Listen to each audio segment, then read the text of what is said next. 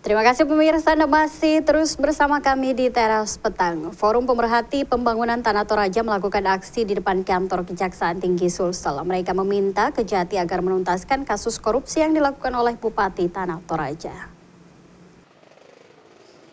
Puluhan massa yang mengatasnamakan diri Forum Pemerhati Pembangunan Tanah Toraja melakukan aksi di depan kantor Kejaksaan Tinggi Sulsel Rabu siang 22 April 2015. Mereka melakukan aksi karena menilai Bupati Tanah Toraja yang terlibat kasus korupsi terkait pembebasan lahan bandara baru Menkendek Tanah Toraja kebal hukum. Mereka mendesak kepolisian Polda Sulselbar untuk melakukan penyelidikan dan penyidikan terhadap Bupati Tanah Toraja Theophilus Allen Rerung dan meminta kepada Persatuan Wartawan Indonesia untuk memantau pembangunan bandara baru Menkendek karena banyak oknum yang melakukan penyimpangan dan belum tersentuh oleh hukum. Dari Makassar, Andi Putri, GoTV memberitakan. Yang bersangkutan supaya kami tahu